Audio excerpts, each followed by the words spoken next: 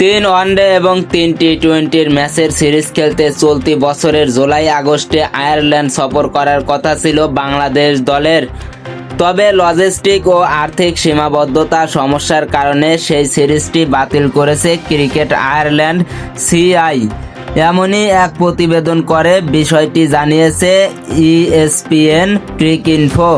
যদিও বিসিবিকে এখন পর্যন্ত আনুষ্ঠানিকভাবে কিছু জানায়নি আইরিশ বোর্ড, তবে এক কর্মকর্তা জানালেন এই সিরিজ আয়োজন নিয়ে আগে থেকেই একটা যদি কিন্তু ছিল। চলতি বছরের জুনে ঘরের মাঠে অস্ট্রেলিয়ার বিপক্ষে 3 ওয়ানডে এবং 3 টি-20 খেলবে বাংলাদেশ। সেই সিরিজ শেষে আয়ারল্যান্ড সফর করার কথা ছিল লিটন দাস, মেহেদী হাসান মিরাজদের। গতকাল আগামী গ্রীষ্মের সূচি প্রকাশ করেছে আয়ারল্যান্ড। সূচি অনুযায়ী বাংলাদেশের সঙ্গে খেলার কথা থাকলেও তালিকায় নেই বাংলাদেশের সিরিজটি।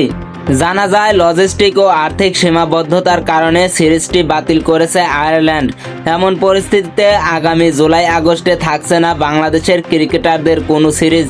ফলে ভারতের বিপক্ষে সিরিজের জন্য অপেক্ষা করতে হবে প্রায় মাস দেড়েক।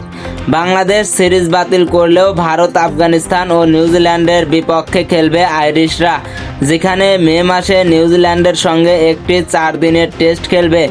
আগামী জুনে 2 ম্যাচের টি-20 সিরিজ খেলার জন্য ভারত সফর করবে আয়ারল্যান্ড। বাংলাদেশের বিপক্ষে সিরিজটি বাতিল করায় আফগানিস্তানের সঙ্গে ম্যাচের সংখ্যা বাড়িয়েছে আইরিশরা।